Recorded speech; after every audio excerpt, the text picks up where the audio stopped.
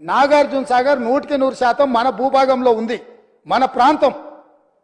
మన ప్రాంతానికి లోపటికొచ్చి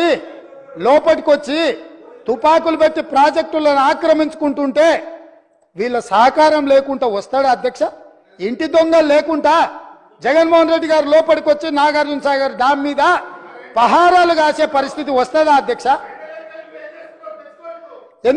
ఎందుకు ఆ రోజు వీళ్ళు మాట్లాడలేదు? వీళ్ళు ఇచ్చిన అలసే కదా, వాళ్ళు పెట్టిన పులుసు తిని వీళ్ళు అలసి ఇవ్వడం వల్లనే కదా ఈ రోజు ఈ పరిస్థితి వచ్చింది.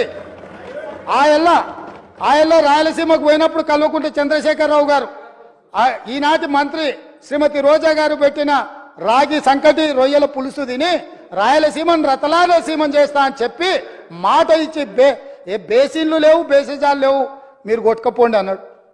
వాళ్ళు కొట్టుకపోయారు. ఇప్పుడు మేము వచ్చినాక అట్టెట్లా కొట్టుకపోతాడంటే